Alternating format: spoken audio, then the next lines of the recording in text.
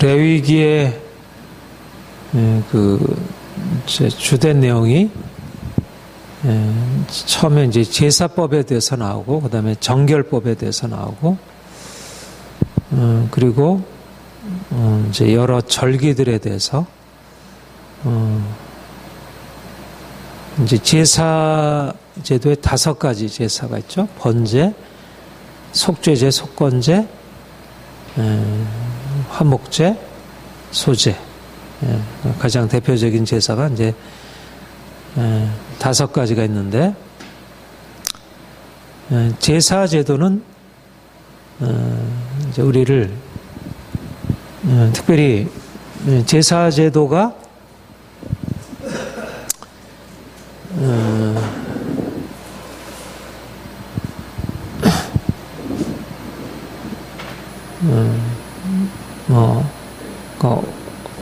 화목제 같은 경우에, 화목제나 소제 같은 경우에는 이제 감사제의 성격이 강하지만, 제사 제도는 우선 그러니까 기본적으로 하나님의 거룩하심을 이뤄가는 데 있어서 일단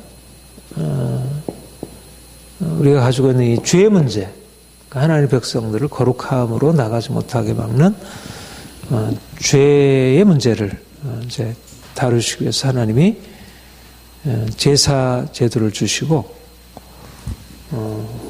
그래서 죄 용서,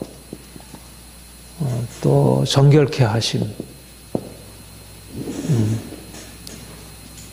그 제사 제도를 통해서 하나님이 용서와 정결을 하면서 하나님과의 관계 안으로 들어가는 거죠. 그러니까 이 제사라는 것이 전제가 안 되어 있으면 하나님과의 관계, 말하자면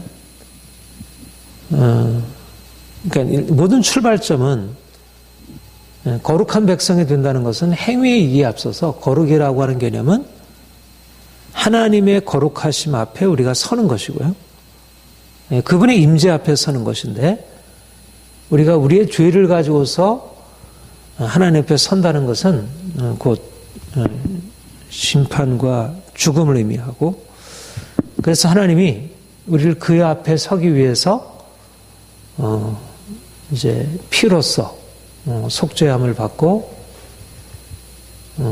이제 거룩하신 하나님 앞에 설 수 있게 하신 것이죠. 그리스도의 피, 그리스도의 제사 장식, 이제 그러니까 레위기에서 이제 말씀하고 있는, 그러니까 짐승의 피를 가지고 하나님 앞에 나가서 이제 죄 용서함 받고 씻음 받고 하나님 앞에 이제 그 관계 안으로 들어가서 하나님의 말씀을 듣고 사랑을 받아들일 수 있는 그 관계가 시작이 되는 것이죠. 그리고 제사법, 또 많은 이제 정결법, 음식이나 이런 부정한 어떤 시체나 이런 것을 만지지 않은 그 정결법, 어떻게, 그러니까 이제 거룩하게 된 하나님의 백성들, 거룩한 하나님의 언약의 자손들이 실제적으로 삶에서 어떻게 정결하게 살아야 하는지, 말하자면 정결한 삶을 좀 어떤 구체적인 형식을 통해서 사람들에게 교훈하고 가르치는 일을 하는 것이, 이제 이러저러한 음식을 구별하여 먹고 또 이제 삶의 여러 가지 규정들을 하나님께서 말씀하셨습니다. 23장에부터는 이제 이 안식일과 연관되어 있는 많은 이제 절기들에 대해서, 안식일법, 절기법에 대해서 이제 말씀하고 있고요. 그러니까 이게 다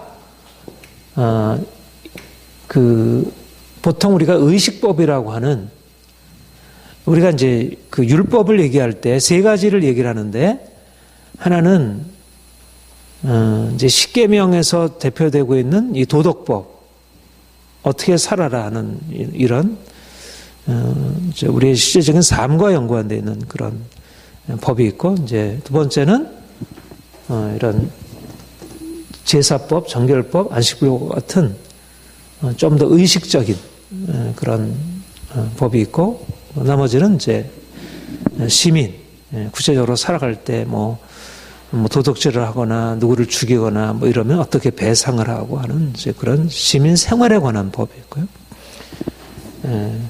그런데 오늘날 사실은 이 제사법이나 정결법이나 안식일법 같은 이런 것들은 예수 그리스도께서 오신 이후에 그걸 그림자라 하셔서 이것은 이미 완성된 것이기 때문에 우리는 더 이상 이거를 문자 그대로 지키지 않죠.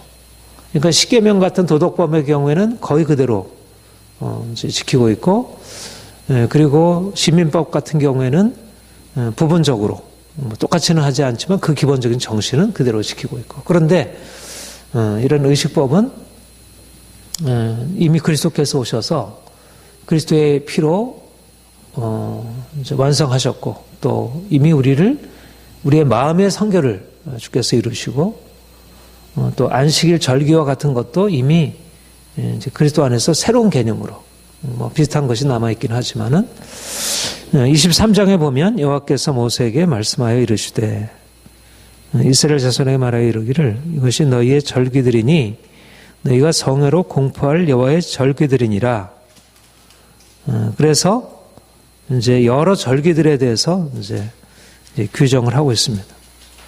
출애굽기에서도 이제 이미 나왔었고요. 다시 한번 이제 반복이 되는데,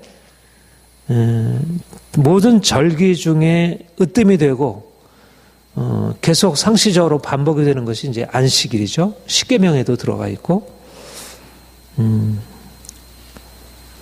엿새 동안은 일할 것이요 일곱째 날은 쉴 안식일이니 성회의 날이라.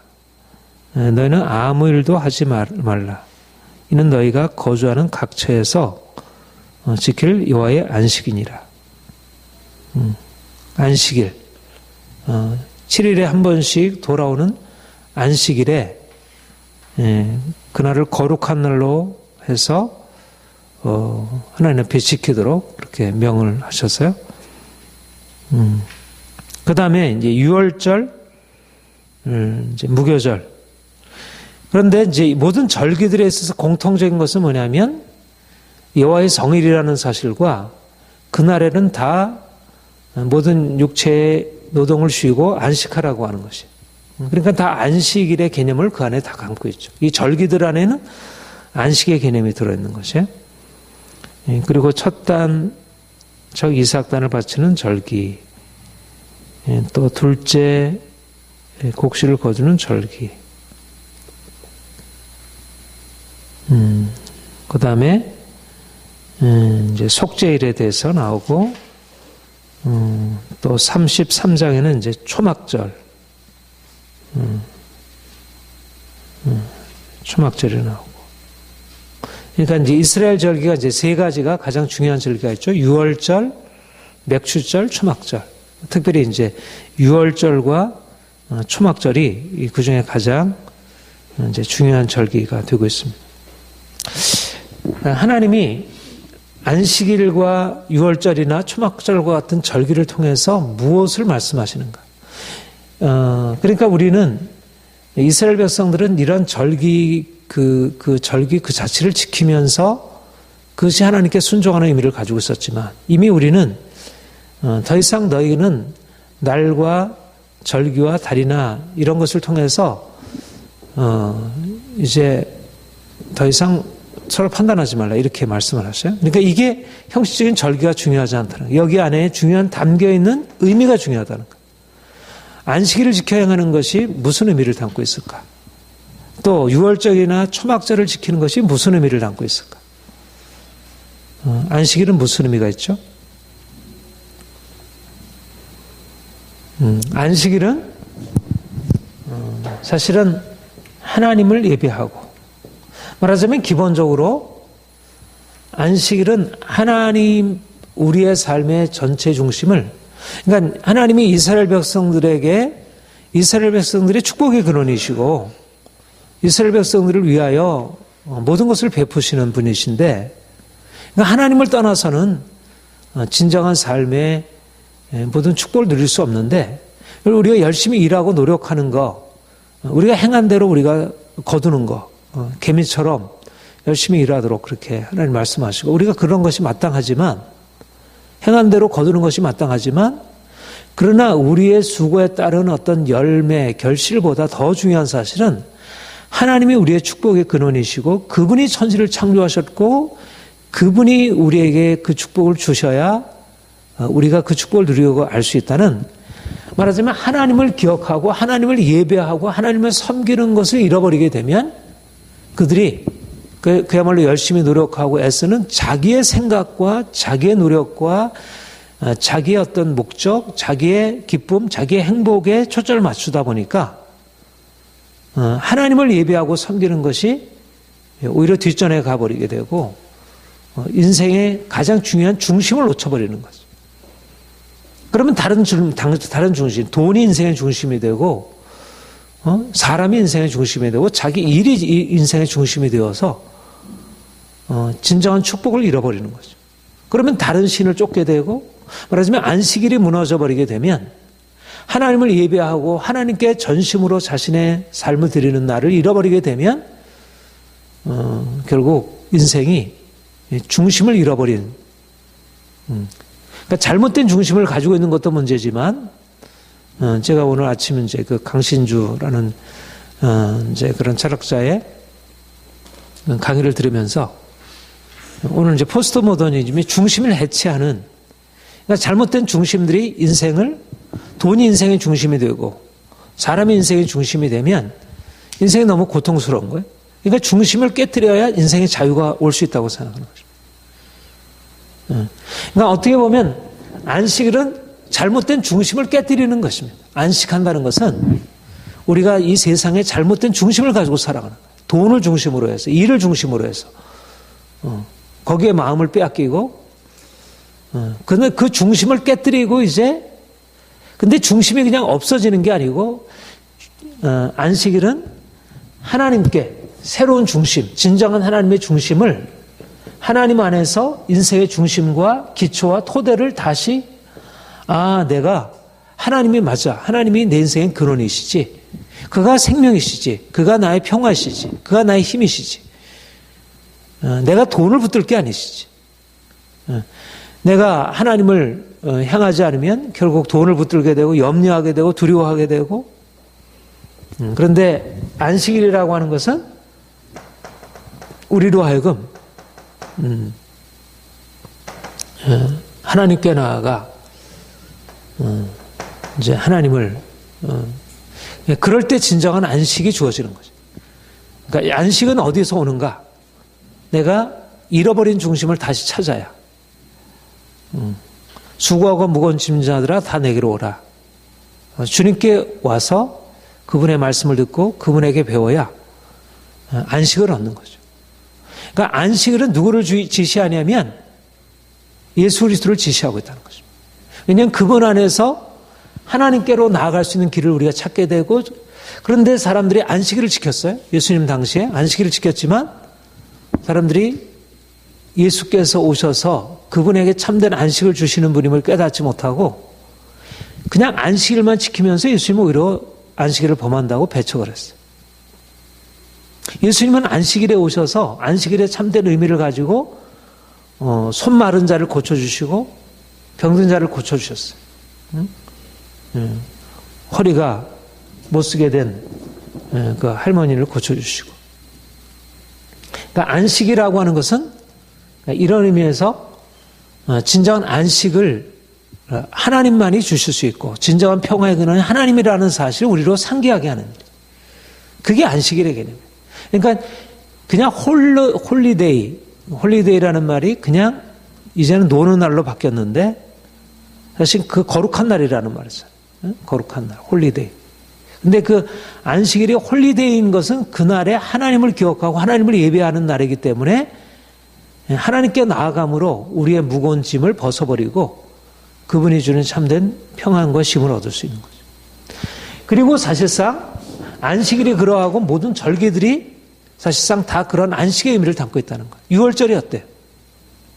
6월절은 이스라엘 백성들이 애굽의 400년의 종살이에서 벗어난 안식을 기념케, 그 종살이 무거운 그 포로 생활에서 벗어나게 하시는 하나님의 자유, 해방을 기념하는 날이에요.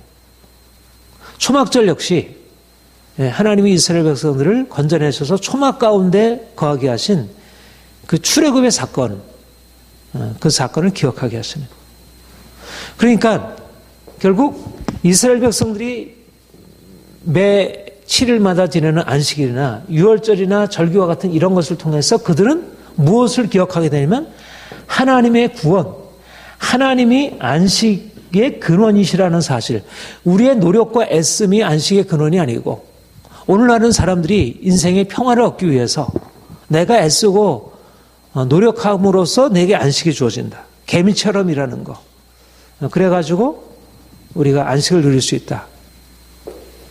그런데 우리의 수고와 애씀이 안식을 가져다 주지 못한다는 거예요. 진정한 안식은 하나님이 이스라엘 백성들을 애굽의 종살이에서 건져내시듯이 그렇게 우리를 안식하게 하시는 분이라는 사실을, 그러니까 그 유월절을 통하여 초막절을 통해서 그날을 왜 주냐면 내가 편안하게 쉬고 살아갈 수 있는 것은 하나님의 구원이 있어야, 이제 그 하나님을 기억하게 하고 하나님의 능력과 하나님의 사랑과 하나님의 긍휼과 그리고 그 안식 안에 거할 수 있는 그 길들을 깨닫도록, 그래서 절기를 지키도록.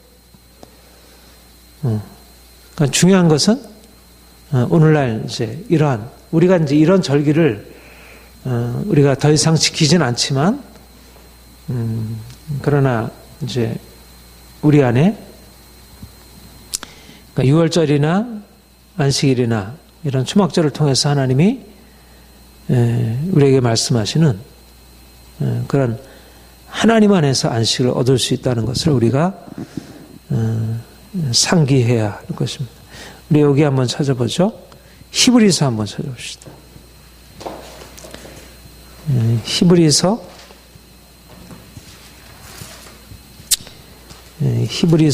4장.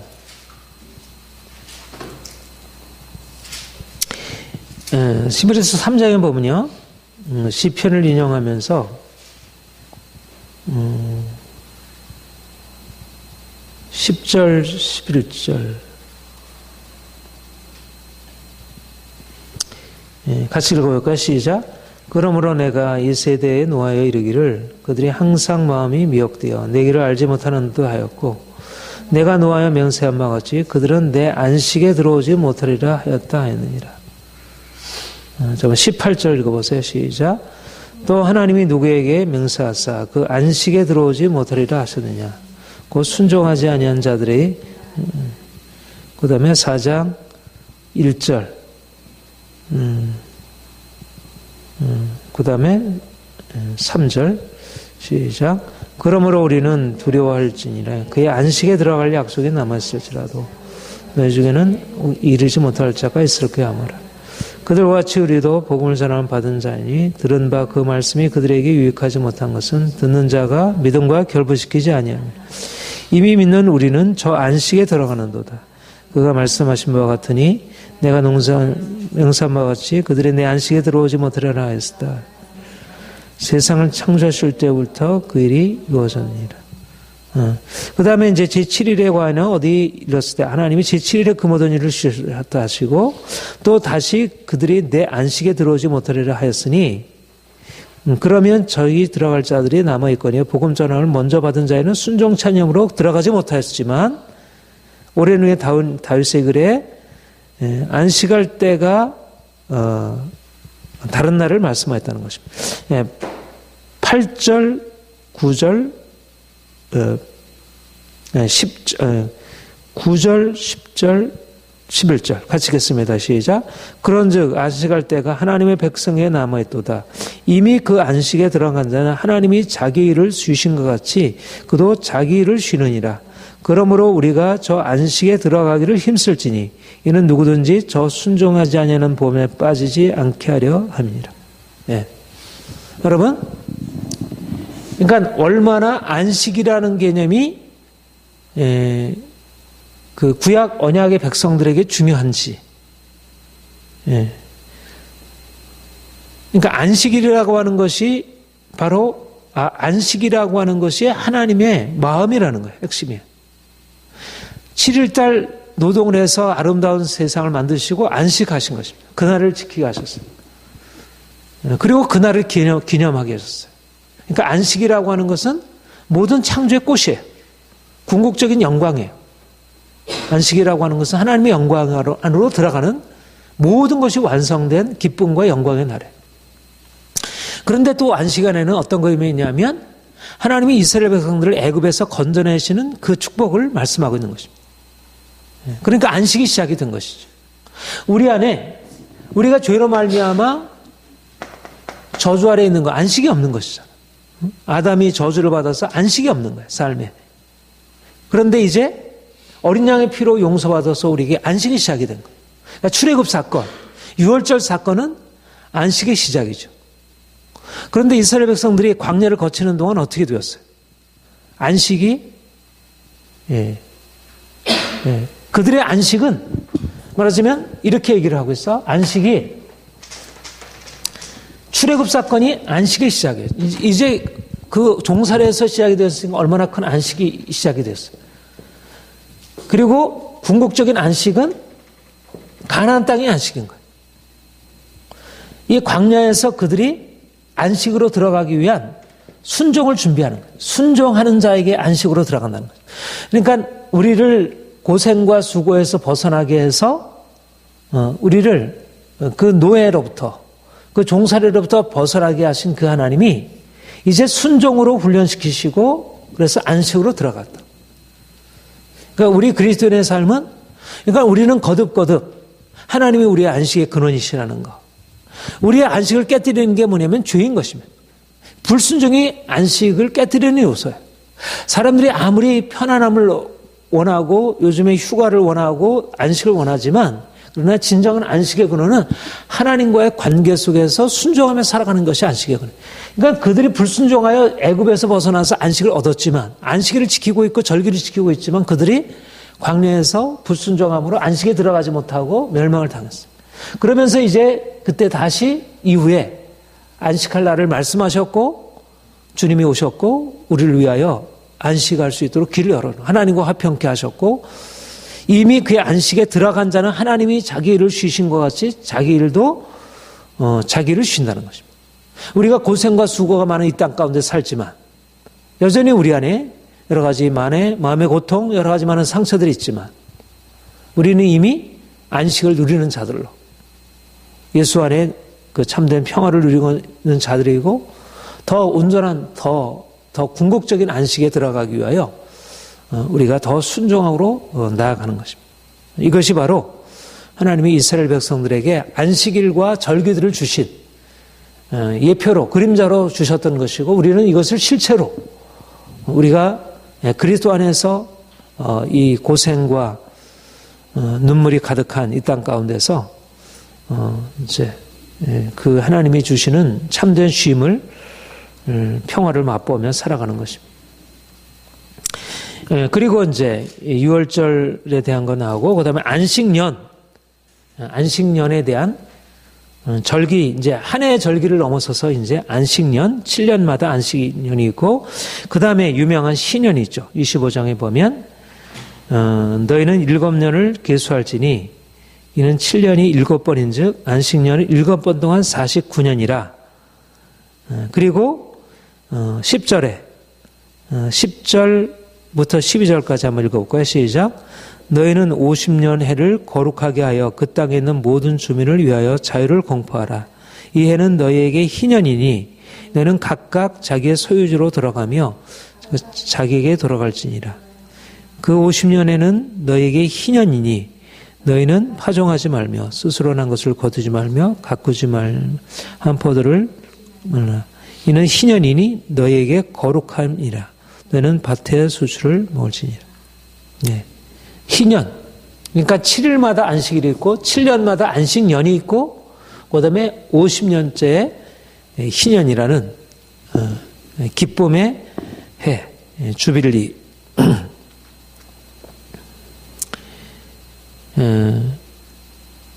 사실 이 안식일, 절기들이 가지고 있는 것은 기본적으로 1차적으로 하나님과의 관계이고요.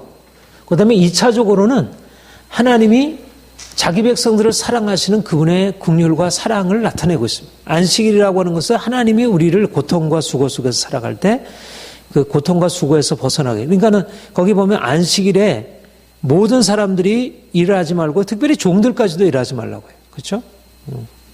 그러니까 하나님이 안식하게 하시는 것은 인간의 고통과 수고로부터 벗어나기를 하나님의 마음을 표현하고 있고, 특별히 이 희년 같은 경우에는 어떠냐면 모든 종들이, 팔렸던 종들이 다시 다 돌아가서 자유케 되는 이 해방의 날인 것입니다. 그러니까 하나님의 마음, 안식일 안에는 하나님께로 나아가는 하나님과의 관계에 있어서 그분의 중심을 잡게 하는 것과 함께 안식일 안에는 하나님의 자비, 그의 긍휼, 그의 구원을 향한 강렬한 우리의 고생과 수고로부터 벗어나게 해서 안식을 하시게 하고자 하는 그런 하나님의 사랑의 마음이 거기에 드러나게 되고, 그러니까 우리가 그분이 주시는 구원을 그러니까 우리가 노력해서 거둔 결과가 아니라 하나님의 사랑을 받아서 얻은 그런 이제 안식을 경험하게 되면서 이제 우리 안에 그러니까 이 희년 제도야말로 사람들의 욕심, 소유에 대한 욕심, 그런 재물에 대한 욕심을 깨뜨리고 이제 특별히 가난하고 그런 고통당하는 자들을 위하여 사랑을 베풀어 주시는 그러한, 그러니까 하나님의 백성이 가지고 있는 것은, 그러니까 이 희년을 지키려고 하면 어때요? 자기 욕심을 내려놓고 하나님을 경외하는 마음도 있지만, 그러나 그 안에 들어가 있는 약자들에 대한 그런 사랑과 긍휼의 마음, 그들의 고통을 공감할 수 있는 그런 마음.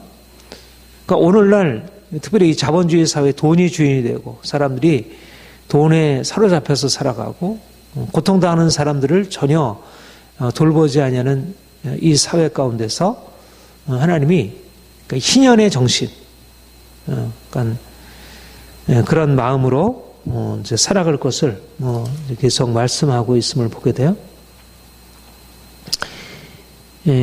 거기 보면 그런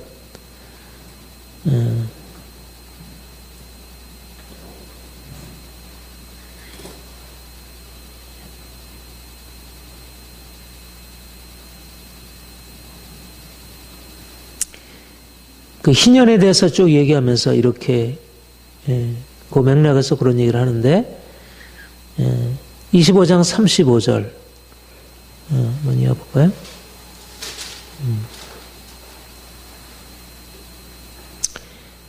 부터 38절 우리 같이 한번 봅시다. 시작. 내 형제가 가난하게 되어 빈손으로 내게 있게 있거든 너는 그를 도와 거름이나 동거인처럼 너와 함께 생활하게 하되 너는 그에게 이자를 받지 말고 네 하나님을 경외하여 네 형제로 너와 함께 생활하게 할 것인즉 너는 그에게 이자를 위하여 돈을 구워주지 말고 이익을 위하여 네 양식을 구워주지 말지.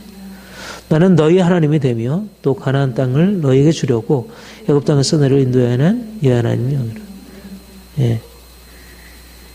그래서 이제 너와 함께 있는 내 형제가 가난하게 되면 팔리거든 그를 풍꾼이나 동거인과 함께 있게 하여 종으로 부리지 말고 풍꾼이나 동거인과 함께 하여 희년까지 너를 섬기게 하고 그때에는 그와 그의 자녀가 함께 내게서 떠나 그의 가족과 조상의 기업으로 돌아가게 하라. 그러니까 이 말씀에 보면 하나님이 어떻게 한 개인을 존중하시고 특별히 약자들에 대해서 아주 배려하시는지, 그런 고아와 가부, 가난한 자, 자기의 삶을 제대로 영위할 수 없는 자들을 위하여 어떻게 세밀하게 배려하시는지. 그렇다고 해서 그냥 또 공산주의처럼 평등 사상도 아니고 기본적으로 어떤 개인의 자유와 이런 것들을 사유재산 이런 걸 존중하시면서 그러나 약자에 대한 배려가 아주 세밀하게 있는 것. 이것이 오늘날도 여전히 오늘날 이것이 어떤 정치 경제 제도 안에 나타내는 것. 요즘에 이제 뭐 토지 공개념 개념 이런 희년 사상을 가지고 이제 이렇게 많이들 얘기하는데 아무튼 그러니까 하나님이 이러한 제사법, 정결법, 안식일법 이것이 다 하나님 앞에서 그의 거룩한 삶을 살고 이제 정결한 삶을 살게 하고 그리고 이제 특별히 하나님의 백성 그 이스라엘 백성들의 공동체 안에서 어떻게 사랑의 공동체를 이루어가야 할지 그런 것을 보다 분명하게 보여주는 것을 보게 됩니다. 자, 그 다음에 26장을 보면 26장에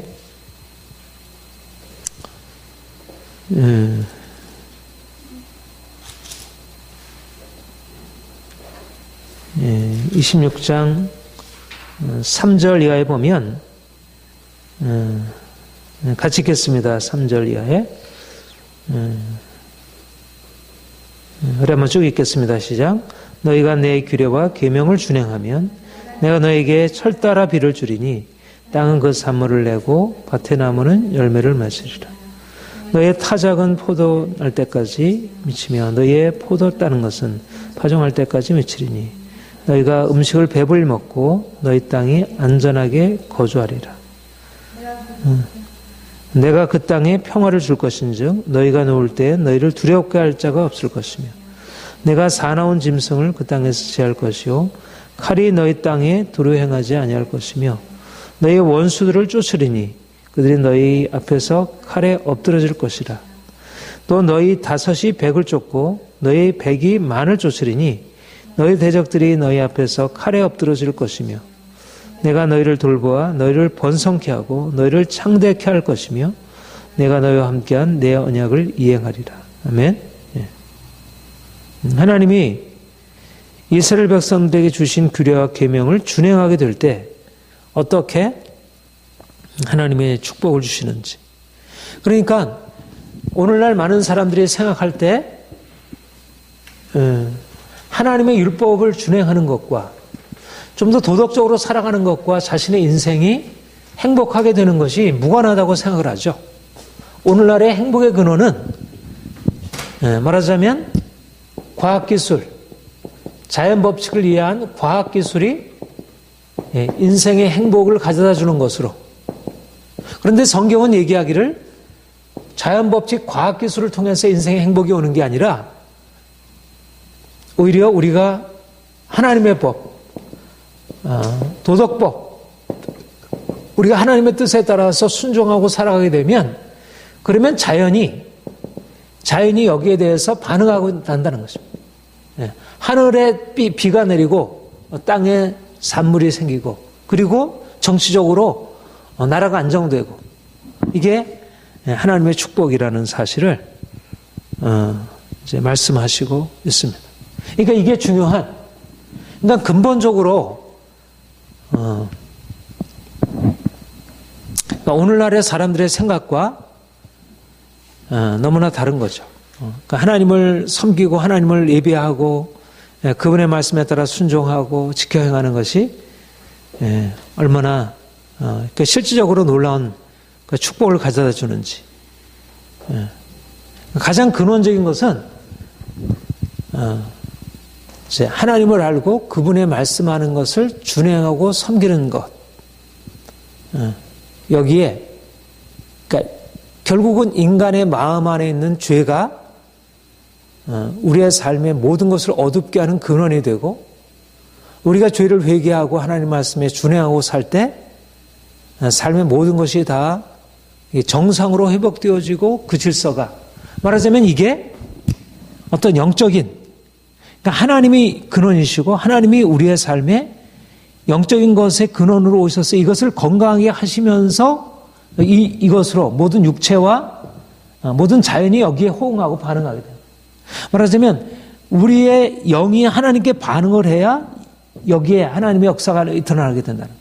이게 결국은 이스라엘 백성들이 하나님 앞에 얻은 지혜였고, 하나님이 이스라엘 백성들의 이것을, 그러니까 그들이 거듭거듭 이 율법의 말씀을 이렇게 읽고 묵상하고 거기에 따라 행하는 것이 그들의 지혜가 된 것을 보게 됩니다. 이제 신명기로 가서 이제 신명기 1장 보겠습니다. 신명기는 우리 거기 책 그 내비게이션 책에 보면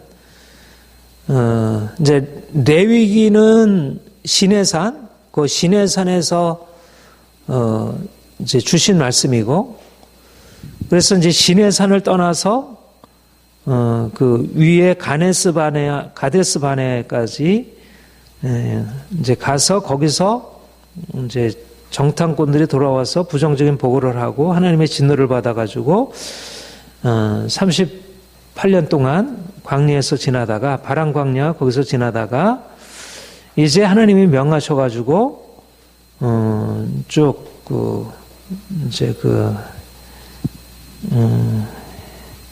에시온 게벨 그쪽으로 해서 이제 모압 평지에 이르게 되죠. 그래서 모압 평지에서 하나님이 이스라엘 백성들을 향해서 모세를 통해서 말씀하신 바가, 우리 신명기 1장 1절부터 5절까지 우리 같이 읽겠습니다. 신명기가 어떻게 주어지게 되는지. 시작. 이는 모세가 요단 저쪽 숲 맞은편에 아라바 광야 곧 바랑과 도벨과 라방과 하세롯과 다시엇과 사이에서 이스라엘 무리에게 선포한 말씀이라. 호렙산에서 세일산을 지나 가데스 바네까지 10하루길이었더라. 40째 열째 날 그달 첫째 날에 모세가 이스라엘 자손에게 여호와께서 그들을 위하여 자기에게 주신 명령을 다 일렀으니, 그때는 모세가 헤스본에 거주하는 아모리 왕 시온을 쳐 죽이고 에드리에서 아스리를 거주하는 바산 왕을 쳐 죽인 후라.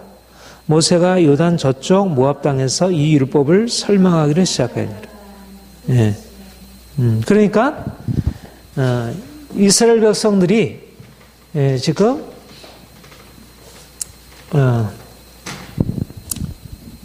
애굽에서 나와서 시내산에서 율법을 받아서 가데스 바네로 갔다가 여기서 이제 하나님의 진노를 받아서 여기서 헤매다가 이제 모압 평지에 이르게 되죠. 모압 평지에 이르러서 이곳에서 바로 여리고 맞은편 이곳에서 하나님이 모세에게, 근데 여기에 이제 여기 있는 그 아모리 왕 시온과 바산 왕의 땅, 아모리와 바산을 쳐부시고 지금 이걸 르우벤과 갓지파와 므낫세 반지파에게 이것을 나눠준 후에 이제 가나안 땅에 들어가기 앞서서 바로 지금 40년째 곧 들어가기를 앞에 두고 지금 모세가 이제 말씀을 하는 것을 보게 됩니다.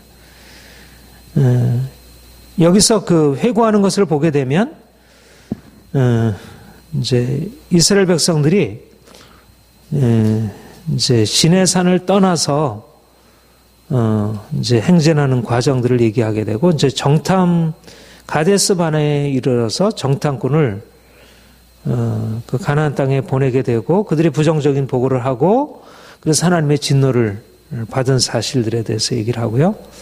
그 다음에 이제 광야에서 보내는 것들이 이제 2장부터 쭉 얘기를 하고, 그리고 이제 하나님이 올라가라 하셔가지고 헤스본 왕, 아모리 왕 시온을 치고, 그 다음에 3장에 바산한 옥을 친 사건에 대해서 얘기를 진행하고 있습니다. 그러니까 하나님이, 그러니까 모세가 이제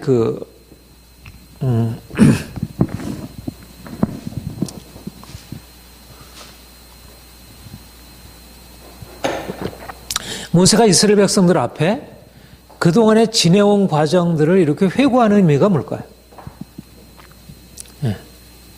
어떻게 보면 반복된 얘기인데, 민수기에 나왔던 일을 반복되는 얘기인데 왜 이런 일을 다시 회고할까요?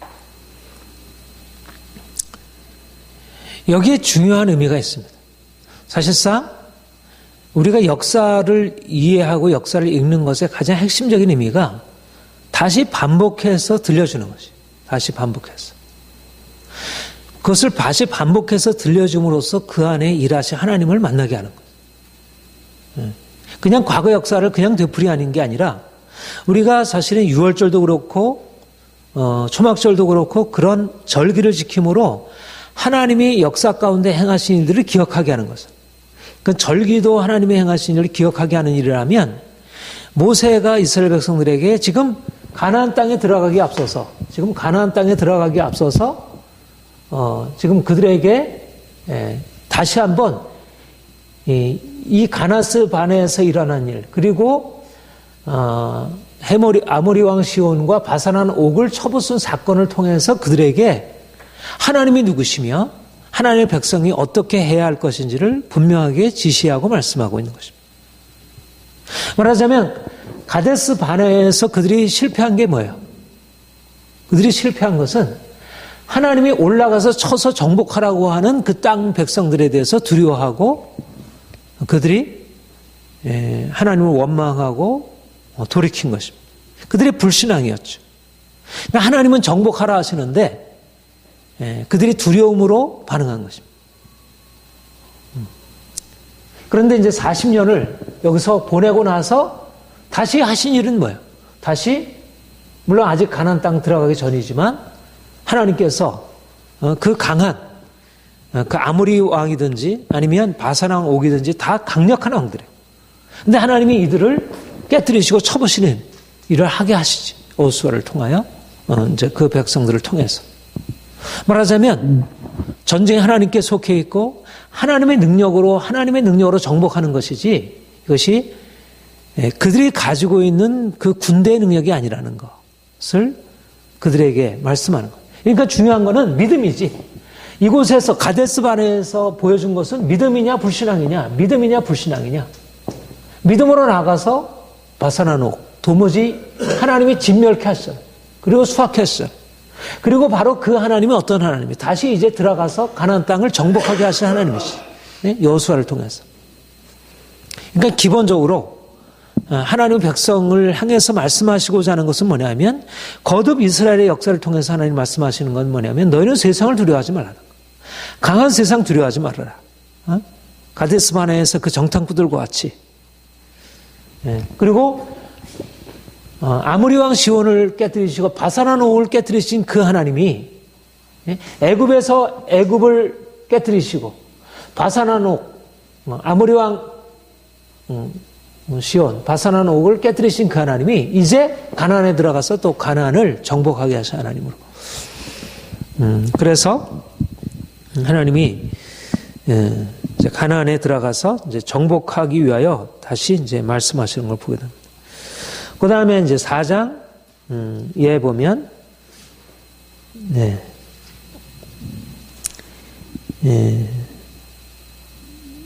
4장에서 굉장히 중요한 말씀을 이제 하시는 것을 보게 돼요. 4장 8절 이하에 한번 같이 보십시다. 4장 8절, 4장 5절 한번 같이 읽겠습니다. 시작. 내가 너희 하나님 여호와께서 명하신 대로 규례와 법도를 너희에게 가르쳤나니 이는 너희가 들어가서 기업으로 차지할 땅에서 그대로 행하게 하려 함인즉 너희는 지켜 행하라. 이것이 여러 민족 앞에서 너희의 지혜요 너희의 지식이라. 그들이 이 모든 규례를 듣고 이르기를 이 큰 나라 사람들은 과연 지혜와 지식이 있는 백성이라도 하더라. 우리 하나님 여호와께서 우리가 그에게 기도할 때마다 우리에게 가까이 하신 것 같이 그 신이 가까이함을 얻은 나라가 있느냐. 오늘 내가 너희에게 선포하는 이 율법같이 그 규례와 법도가 공의로운 큰 나라가 어디 있느냐.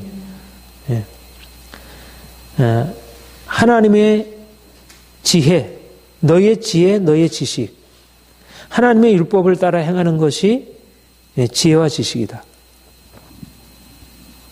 그러니까 이스라엘 백성들에게 하나님께서 그러니까 특별한 구원의 능력으로 행하시고 그들에게 나타나셔서 그들에게 율법을 주시고 이제 그 율법에 따라 행하게 하셨는데, 이것은 이스라엘 백성들만의 특별한 특권이라는 것이죠.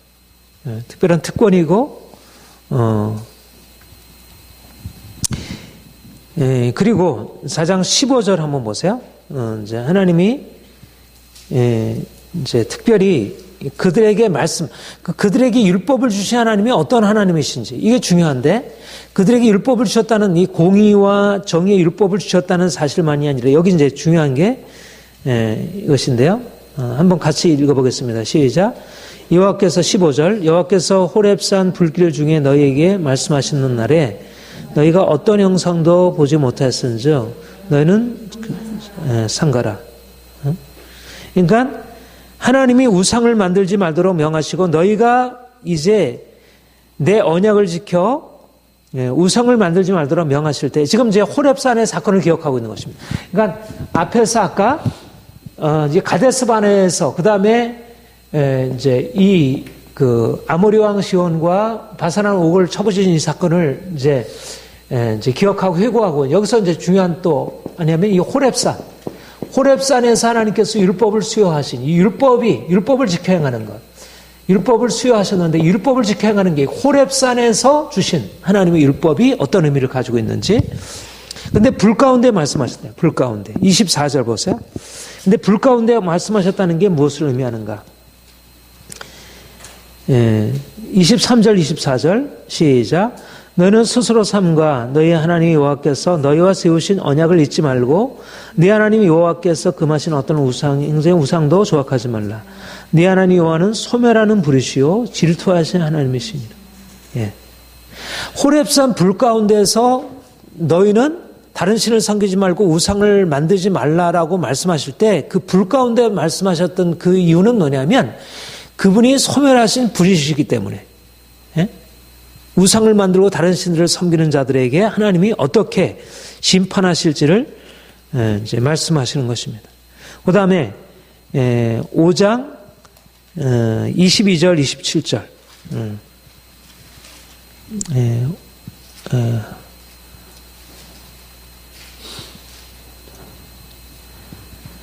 5장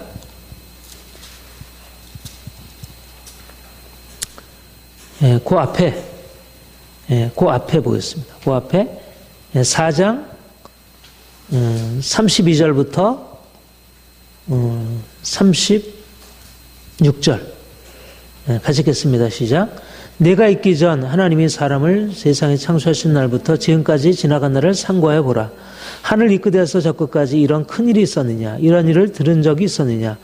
어떤 국민이 불 가운데서 말씀하신 하나님의 음성을 너처럼 듣고 생전하였느냐?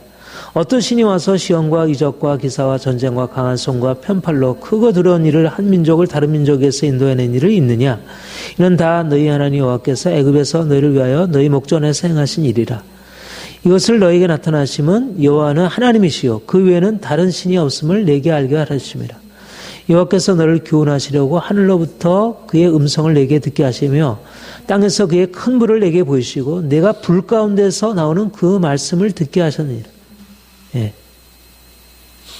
하나님이 이스라엘 백성들을 이 엄청난 능력으로 구원하신 것과, 그러니까 하나님이 이스라엘 백성들을 애굽에서 건져내시고 구원하신 것과 하나님이 이스라엘 백성들에게 호렙산에서 불 가운데서 말씀하시는 것은 같은 맥락이라는 거예요.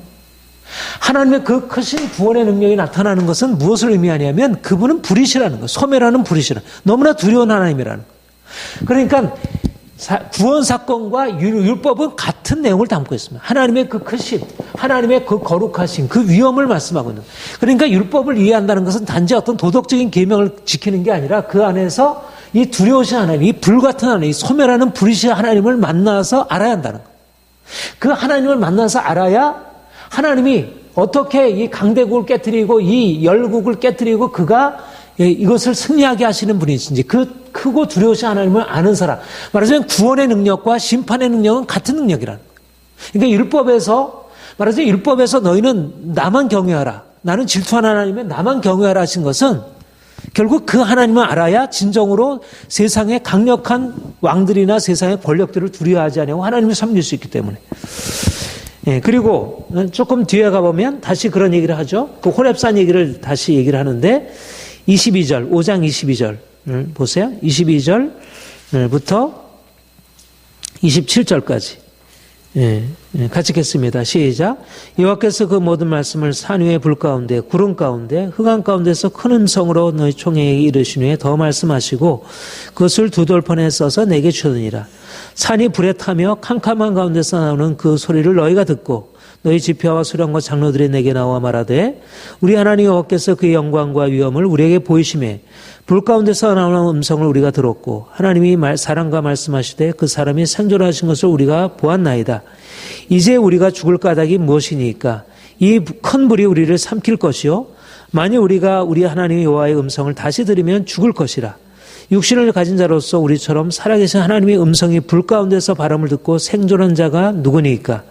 당신은 가까이 가서 우리 하나님 여호와께서 하시는 말씀을 다 듣고 우리 하나님 여호와께서 당신에게 이르는 것을 다 우리에게 전하소서. 우리가 듣고 행하겠나이다. 그리고 그 다음에 이제 28절 더 읽겠습니다. 여호와께서 너희가 내게 하는 말을 너희가 말하는 소리를 들으신지라. 여호와께서 내게 이르시되 이 백성이 내게 말하는 그 말소리를 내가 들은즉 그 말이 옳도다. 다만 그들이 항상 이 같은 마음을 품어 나를 경외하며 내 모든 명령을 지켜 그들과 그 자손이 영원히 복을 받기 원하노라. 이게 바로 율법을 주신 의미라는 것입니다. 그러니까 하나님이 호렙산에서 이 시내산에서 율법을 주시고 십계명을 주시고 제사법을 주시고 여러 계명을 주신 그 모든 것의 의미는 뭐냐면 그들로 하여금 불같은 하나님, 이 호렙산 불에서, 호렙산 불, 모세가 호렙산 불에서 만났던 하나님도 그 불이고, 여기서도 만난 그 불의 하나님, 이 시내산에서 엄청난 위엄과 영광이 나타난 그 하나님이 그들에게 말씀하신 그분은 소멸하는 분, 우리의 모든 죄에 대해서 진노하신 두려워서. 그러니까는 결국 하나님을 경외하라는 것입니다. 하나님을 경외하라. 하나님의 구원의 능력을 보았기 때문에 하나님을 경외하고 섬길 것이고 그 두려우신 심판의 하나님을 우리가 보기 때문에 하나님을 경외해야 한다는 거죠. 그런데 하나님을 경외하는 것을 잃어버리게 되면 결국은 이방인들을 쫓아 행하게 되는 것이죠.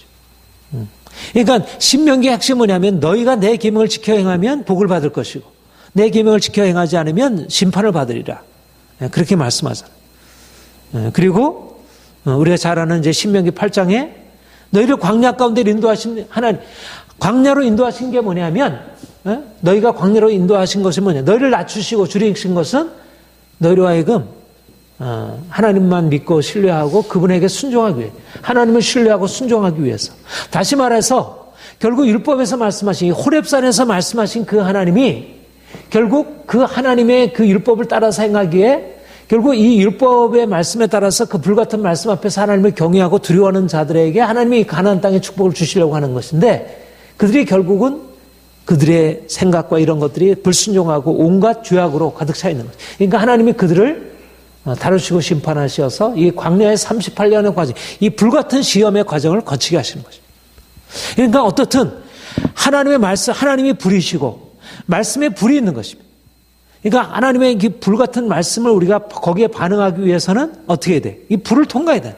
불시험을 통과해야 돼. 그러니까 광야의 그 뜨거운 광야를 통해서 우리 안에 있는 모든 죄악된 욕심과 우리의 염려와 두려움과 이 완악한 마음들이 깨어져야 그래야지 하나님이 우리에게 주신 그 불같은 말씀이 우리에게 양식이 되고 그런 불을 통과한 사람들이 가나안 땅에 들어가서 생수의 축복을 누리고 살아가는 거죠. 이게 하나님의 백성을 향한 하나님의 거룩한 뜻이라는 거죠. 그러니까 신명기가 말하는 복이라고 하는 것은 사람들이 생각하는 그런 복이 아닌 거예요. 그런 기복적인 것과는 전혀 다른 거예요. 말하자면 그 불같은 하나님, 그 두려우신 하나님, 그 거룩하신 하나님을 통과한 사람만이 이제 이걸 경험하게 되죠. 그래서 이제 우상숭배 9장부터 13장까지는 이스라엘 백성들의 그 우상숭배 여기에서 그들이 이제 시내산에서 있었던 그 불같은 하나님이 그렇게 나타나서 말씀하시는데 밑에서는 뭐를 했어요? 바로 그 하나님을 대적하는 우상숭배에 빠져 있었던 것입니다. 그리고 그러니까 말하자면 이스라엘 백성들에게 하나님 경험은 바로 이 경험이고 바깥의 경험은 바로 애굽에서의 우상, 가나안의 우상 이것으로. 그러니까 끊임없이 이제 계속적으로 반복되어서 하는 말씀 뭐예요? 너희가 가나안 땅에 들어가거든 우상을 진멸하고 깨뜨리라. 9장부터 13장까지 계속 말씀하시는 것이 뭐냐면 가나안 땅에 들어가서 그날을 진멸하는 그게 바로 하나님의 마음이라는 하나님께서 그들에게 말씀하시는 거 결국은 우리 마지막으로 우리 6장 이제 쉐마만 우리 읽고 우리 마치도록 합시다. 6장 1절부터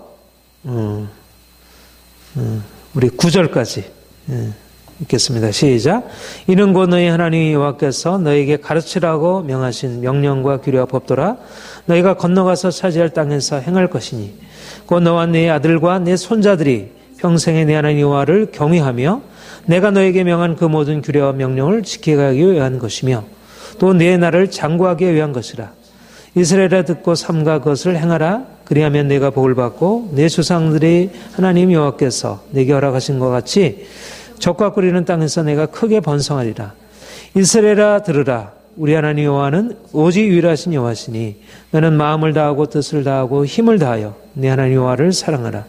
오직 내가 내게 명하는 이 말씀을 너는 마음에 새기고 내 자녀에게 부지런히 가르치며 집을 앉았을 때든지 길을 갈 때든지 누웠을 때든지 일어날 때든지 이 말씀을 강론할 것이며 너는 또 그것을 내 손목에 메어 기호로 삼으며 내 미간에 표로 붙여 또 내 문술주와 바깥문에 기록할지니라. 예. 하나님이 이렇게 두려우신 하나님이 계시고 그런데 그 주변에는 이 가나안 땅에 들어가면 온갖 우상들과 악한 일들과 거짓이 그러니까 결국은 이 두려우신 하나님을 섬기도록 두려우신 하나님을 두려워하고 섬기도록 자신들이 그렇게 하나님의 말씀을 정말 오직 하나님만 경외하고 하나님만 전심으로 사랑하고 섬길 것이고 자녀들에게 부지런히 가르쳐 그들로 하여금 하나님의 축복을 받아 누리도록 하나님이 그렇게 이스라엘 백성들에 명하셨고 오늘날도 주님이 우리에게 그 하나님이 이스라엘 백성들을 애굽에서 건져내셔서 시내산을 거쳐 이제 가나안 땅에 들어가신 그 하나님이 이제 우리에게 오셔서 동일한 그 말씀으로 우리에게 지금도 율법을 통해서 우리가 어떻게 살아야 할지 어떻게 거룩하게 되어야 할지 어떻게 하나님을 경외하고 어떻게 세상과 구별된 삶을 살아야 할지 어떻게 세상에 타협하지 말아야 할지를 거듭 말씀하고 있다 믿습니다.